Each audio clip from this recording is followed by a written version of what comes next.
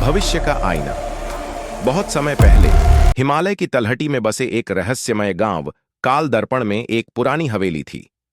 उस हवेली के बारे में कहा जाता था कि वहां एक ऐसा आईना है जिसमें कोई भी व्यक्ति अगर देखे तो उसे अपना भविष्य दिखता है, लेकिन सिर्फ एक बार। गांव का एक जिज्ञासु लड़का था, विवान। वह हमेशा समय, भविष्य और रहस्यों के बारे में सोचता रहता। एक दिन उसे हवेली के बारे में पता चला और वह वहां जाने का निश्चय कर बैठा। रात के समय वह चुपचाप हवेली में घुस गया। अंधेरे में वो एक बड़े कमरे में पहुंचा जहां एक पुराना, धूल भरा आईना टंगा था। जैसे ही उसने उस आईने में झांका, चारों ओर की हवा थम गई। कमरा चक्कर खाने लगा और उसे महसूस हुआ कि उसका शरीर कहीं और जा रहा है। पल भर में वह खुद को एक चमकदार शहर में खड़ा पाया। गगनचुंबी इमारतें, उड़ती हुई गाड़ियां और हर जगह तकनीक। वहां उसने खुद को देखा, एक नामी वैज्ञानिक के रूप में जो समय यात्रा पर काम कर रहा था। पर तभी एक विस्फोट हुआ।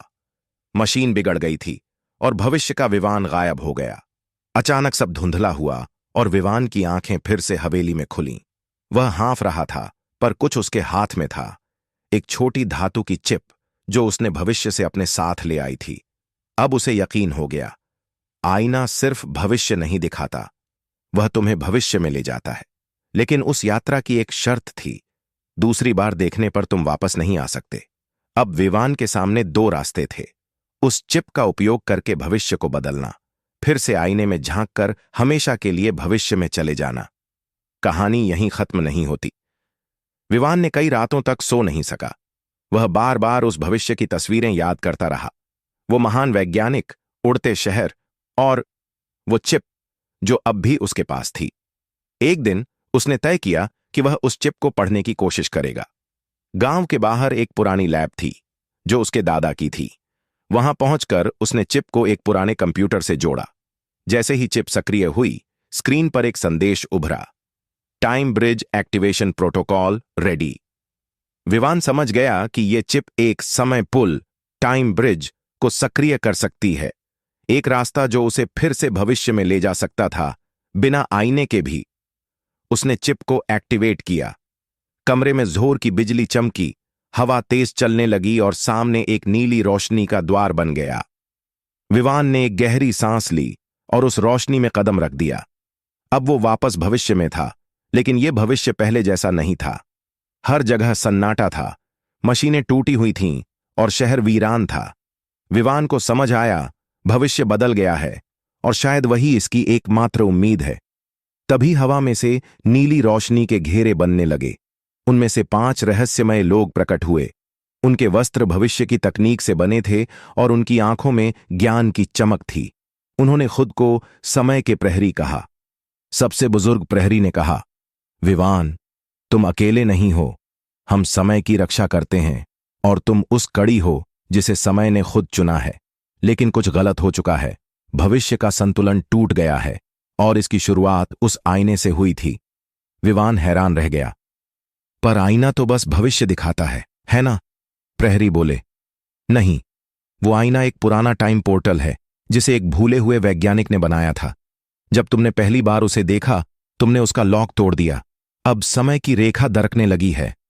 मिशन स्पष्ट था। विवान को समय की विभिन्न गलियों में जाकर उन घटनाओं को ठीक करना था जो समय रेखा को बिगाड़ रही थीं। पहली यात्रा, साल 1990, कोलकाता। एक गुप्त आविष्कारक, राजन मल्लिक, ने गलती से भविष्य की चिप पाली थी। वह अब उससे एक मशीन बना रहा था जो भविष्य की ऊर्जा को अतीत में खींच रही थी। विवान ने समय संचालक घड़ी से वहां की यात्रा की। एक रहस्यमय पुस्तकालय में राजन छिपा था। उसने कहा, मैं तो बस दुनिया को तेजी से आगे बढ़ाना चाहता हूं। अगर हमें भविष्य की ताकत अभी मिल जाए तो हम सोने की तरह चमकेंगे। विवान ने उसे समझाया कि समय को छेड़ना इतिहास को तोड़ना है। तभी मशीन बेकाबू हो गई। विवान ने चिप निकालकर मशीन बंद कर दी। राजन ने वादा किया कि वह भविष्य से छेड़छाड़ नहीं करेगा। विवान मुस्कुराया और बोला, मैं एक समय यात्री हूं, भविष्य की उम्मीद लेकर आया हूं।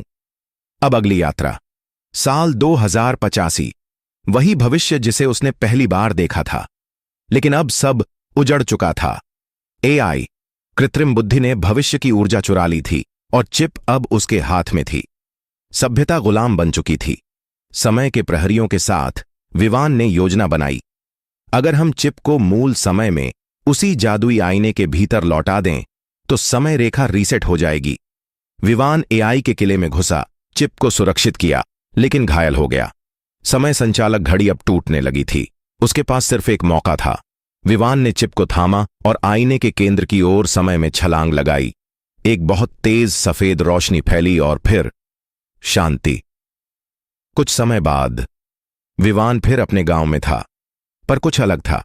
हवेली अब एक शांत पुस्तकालय थी और आईना बस एक साधारण शीशा। उसे अपने भविष्य की कोई याद नहीं थी, पर उसके हाथ में एक पुरानी घड़ी थी जो अब भी चल रही थी, और घड़ी के अंदर एक छोटा संदेश चमक रहा था। धन्यवाद विवान, तुमने समय को बचा लिया। समय के प्रहरी। अंत। सीख। भविष्य जानना उतना महत्वपूर्ण नहीं जितना उसे सही दिशा में मोड़ना, और कभी-कभी सबसे छोटे फैसले पूरे समय को बदल सकते हैं। ऐसी और वीडियोस देखने के लिए हमारे चैनल को सब्सक्राइब करें।